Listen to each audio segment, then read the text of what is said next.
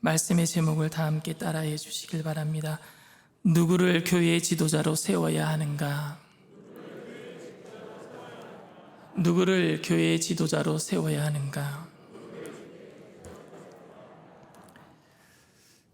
저는 전형적인 교회 오빠였습니다. 기타도 잘 치고, 나중에 한번 기타 치는 모습을 보여드리겠습니다.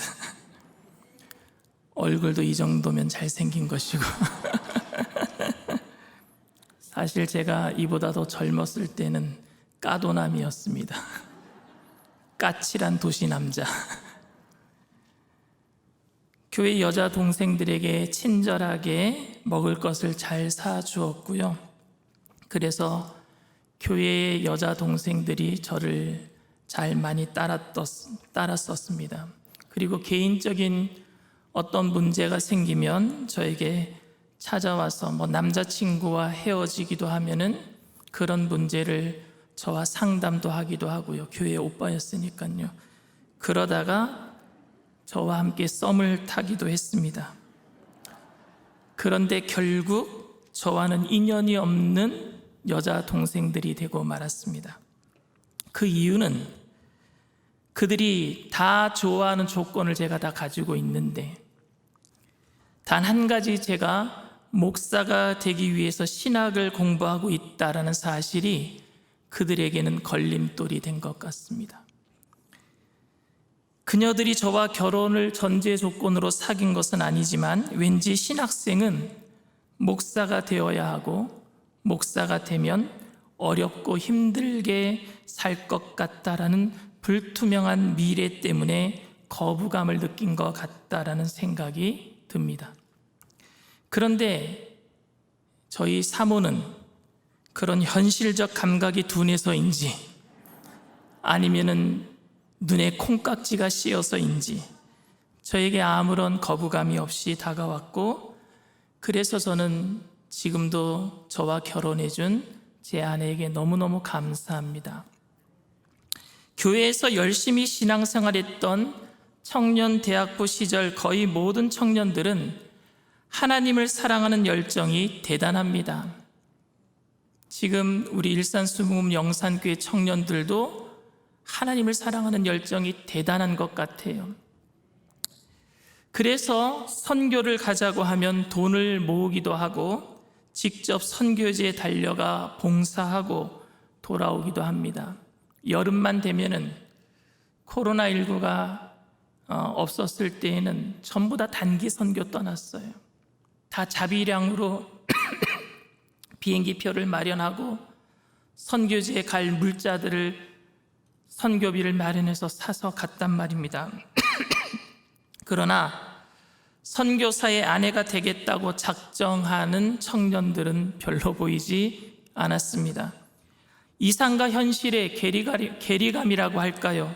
아니면 다른 사람이 목회자가 되는 것이나 목회자의 사모, 선교사의 사모가 되는 것은 아름답고 하나님의 일에 대한 열정이라고 칭찬하지만 자신은 그렇게 살기 싫어하는 인간의 양면성이라고 할까요? 저는 저희 장모님에게도 굉장히 감사하고 있습니다. 당시 제가 신학교를 들어가면서 아버지에게도 물질적인 고난이 시작이 되었는데 아버님이 부도를 2번이나 맞았어요. 정말 힘들고 저희 집안을 정말 힘들고 어렵다는 사실을 아시면서도 저와의 결혼을 허락하셨어요. 제가 대학원 다닐 때에 전혀 아무것도 없었어요. 그런데 저희 장모님께서는 딸이 고생 좀 해봐야 되겠다라고 생각하고 저에게 시집 보낸 것은 절대 아닐 것입니다. 세속적인 것으로 저를 판단한 것이 아니라 하나님 나라의 가치관으로 목사가 되는 저를 돕는 배필로 사모님이 쓰임받게 되는 것이 정말로 영광스러운 일이라고 생각하셔서 그렇게 하신 것일 것입니다. 요즘 미국에 있는 한국 교회들은 담임 목사를 청빙하는 데 신문에 공고를 합니다. 그 담임 목사 청빙 공고에는 제출할 것들이 많습니다. 학력에 관한 서류, 이력서, 최근 설교 CD, 담임 목사 경력 5년 이상. 근데 저는 이게 걸려요. 담임 목사 경력 5년 이상이라면 다른 교회 목사 뺏어오겠다는 말입니까? 그렇잖아요. 그리고 사모 속에서 등등 한 가지라도 결격 사유가 있으면 서류를 제출해 보았자 보지도 않고 쓰레기통으로 던져지게 될 것입니다. 어떤 목사님이 담임 목사 청빙 공고를 보고 후배 목사님들에게 자신의 감회를 이야기했는데 5가지를 꼭 지켜야만 담임 목사로 청빙될 수 있다라고 했습니다. 첫 번째, 스펙에서 밀리면 안 된다. 두 번째, 인물이 잘나야 한다. 첫인상이 중요하다. 그래서 어떤 목사님은요, 키높이 구두도 신고요. 모발 이식을 하는 목사님도 계시고요. 성형을 하는 목사님까지도 있다고 합니다. 세 번째, 설교를 잘해야 한다. 성경에 대한 깊이 있는 통찰력과 그것을 삶에 적용시키려는 제자적 삶보다는 유머와 감동을 주는 언변이 탁월한 울렸다 웃겼다 하는 목사이어야 한다. 네 번째, 이력서를 잘 써야 한다. 다섯 번째, 교회의 실세가 누구인지 재빨리 파악해서 줄을 잘 서야 한다. 너무 이상하고 부정한 현실입니다. 교회는 목사를 청빙할 때 하나님에 대한 사랑과 교인들을 하나님의 사랑으로 사랑할 줄 아는 예수님 닮은 목회자를 뽑아야 한다라는 사실에 대해서 너무나도 잘 알고 있습니다. 그러나 교회의 안정적 성장이라는 가치 때문에 목사를 청빙할 때 많은 조건들을 따지고 있습니다. 마치 청년들이 선교사와 목사와 하는 일에 대해서는 아름답다라고 생각하지만 목사와 선교사, 그러나 또 그의 아내가 되는 일에 대해서는 꺼리는 것처럼 말입니다. 이상과 현실이 틀린 거예요. 어떤 목사님은 자녀가 많다라는 이유로, 어떤 목사님은 박사학위가 없다라는 이유로, 어떤 목사님은 사모님이 대학을 나오지 않았다라는 이유로, 어떤 목사님은 얼굴에 수두 자국이 있다라는 이유로 담임 목사에서 청빙에서 거절되었습니다. 실제로 있던 일이에요. 말씀과 기도와 성령으로 충만한 사람이 담임 목사가 되어야 된다는 것을 알지만 그렇게 하지 못합니다. 바울은 오늘 본문을 통해서 누가 교회의 지도자가 되어야 하는지에 대한 조건을 이야기하고 그 조건에 대해서 15가지를 나열하고 있습니다. 어떤 기준으로 지도자를 세워야 하는지에 대해서 말씀을 드리면서 우리가 가지고 있는 세속적인 기준들을 내려놓는 시간 되시기를 주님의 이름으로 축원을 드립니다. 5절 말씀입니다. 내가 너를 그레데에 남겨둔 이유는 남은 일을 정리하고 내가 명한 대로 각 성에 장로들을 세우게 하려 함이니. 바울은 디도를 그레데에 남겨둔 이유에 대해서 장로들을 세우려는 이유였다라고 말하고 있습니다. 바울은 교회의 지도자를 세울 여유도 없이 그곳을 떠나야만 했습니다. 그래서 교회의 지도자를 세우지 못함에 대해서 안타깝게 생각하면서 그 일을 디도에게 맡겼던 것입니다. 7절에서는 감독이라는 표현하고 있지만 당시에는 여러분 신학을 따로 공부한 사람이 없었기 때문에 교회의 지도자 중에 장로가 따로 있고 감독이 따로 있는 것이 아니라 모든 교인들을 돌보는 목자의 역할을 수행하는 사람들이 감독이었고 장로였었습니다. 이것이 오늘날 현대에 와서 직분이 되고 말았지만 초대교회 당시에는 직분이 아닌 기능적 수행을 하는 역할을 하는 일이었단 말입니다. 그러니까 당시에는 장로와 감독은 교회를 돌보는 기능적인 직분이었습니다. 바울은 장로와 감독, 즉 교회를 돌보는 지도자들은 이런 자격들을 갖추고 있어야 한다며 15가지 조건들을 이야기합니다. 6절부터 우리가 9절까지 천천히 읽어봅니다. 책망할 것이 없고 한 아내의 남편이며 방탕하다는 비난을 받거나 불순종하는 일이 없는 믿는 자녀를 둔 자라야 할지라. 감독은 하나님의 청지기로서 책망할 것이 없고 제 고집대로 하지 아니하며 급히 분내지 아니하며 술을 즐기지 아니하며 구타하지 아니하며 더러운 이득을 탐하지 아니하며 오직 나그네를 대접하며 선행을 좋아하며 신중하며 의로우며 거룩하며 절제하며 미쁜 말씀의 가르침을 그대로 지켜야 하리니 이는 능히 바른 교훈으로 권면하고 거슬러 말하는 자들을 책망하게 하려 함이라. 제가 번호를 붙였지요. 15가지. 이런 자격들은 건강한 교회를 만들기 위한 이미지를 이야기하고 있는 거예요. 헌법적으로 자격 요건을 갖추지 않으면 안 된다라는 율법적이고 원칙적인 규범을 말하고 있는 것이라고 생각하면 의문이 듭니다. 장로를 세우는 일이 여러분 교인들이 하는 일입니까? 아니면 디도가 세우는 일입니까? 여기서는 지금 디도에게 얘기하고 있어요. 디도가 임명하는 것이 맞습니다. 장로가 되기 위해서는 불순종하거나 말을 듣지 않는 자녀들을 몇 살 기준으로 해야 됩니까, 여러분? 그런 기준이 나와 있지는 않잖아요. 부모를 거부하고 거슬려서 말하고 말 안 듣는 자녀를 몇 살 기준으로 해야 되는 거예요.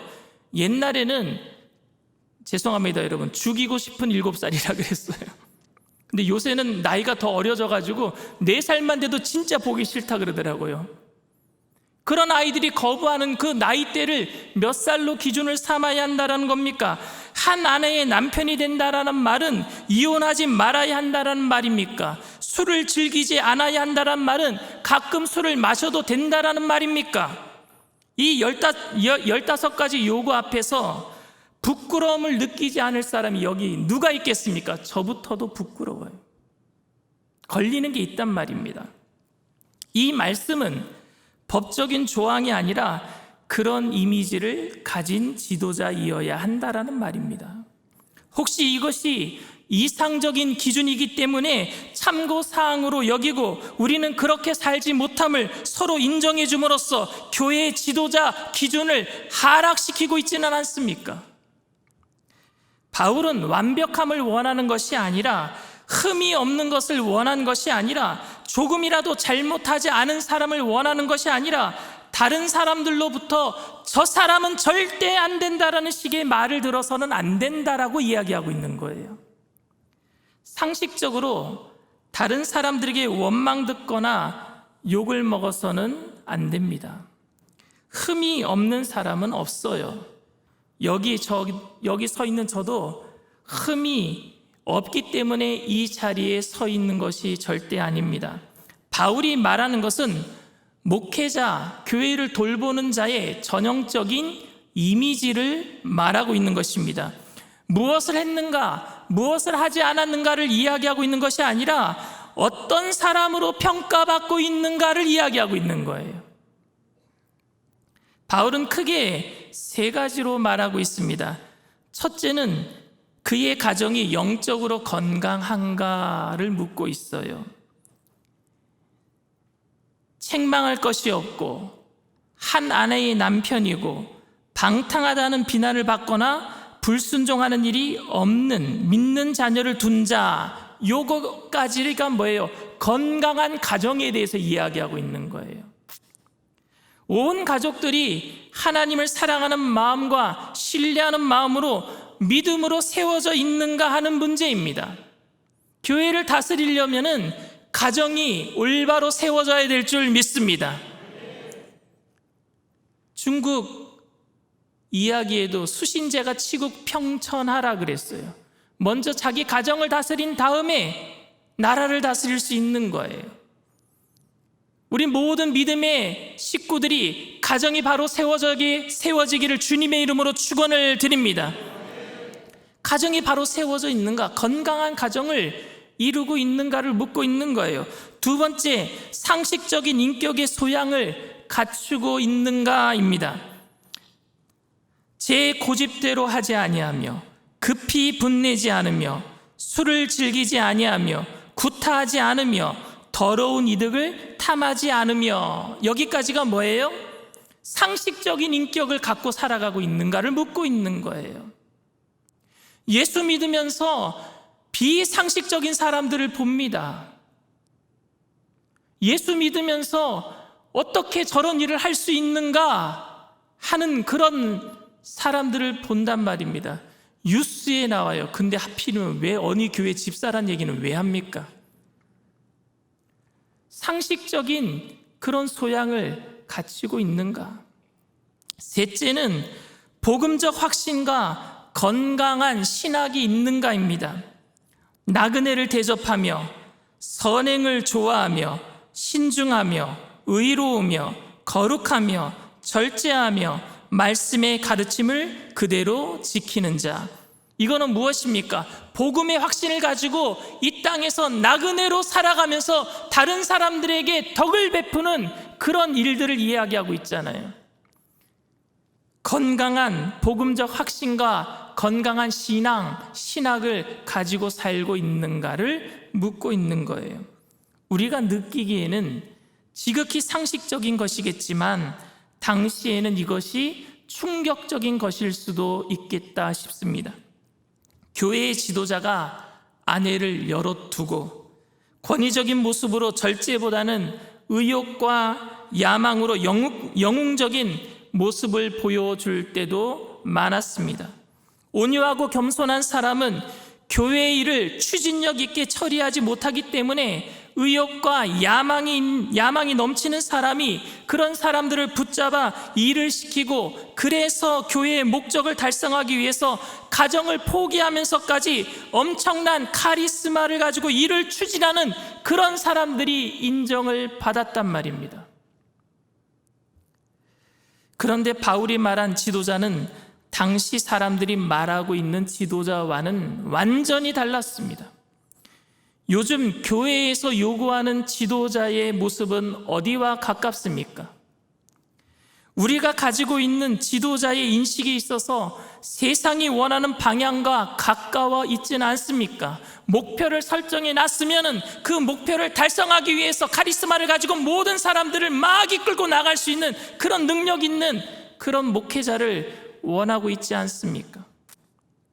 하나님의 말씀 앞에 정직해야 하는 목사보다는 언변이 뛰어난 스펙이 있는 설교를 잘하는 울렸다 웃겼다 하는 그런 엔터테인먼트를 하는 그런 목사를 원하고 있지는 않습니까?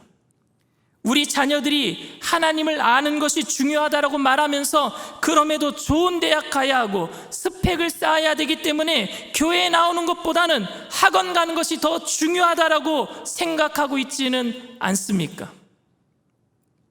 지도자는 당연히 사도 바울이 말한 모습이어야 한다라고 말하고 있지만 우리는 실제로는 다른 모습을 기대할 때도 있습니다.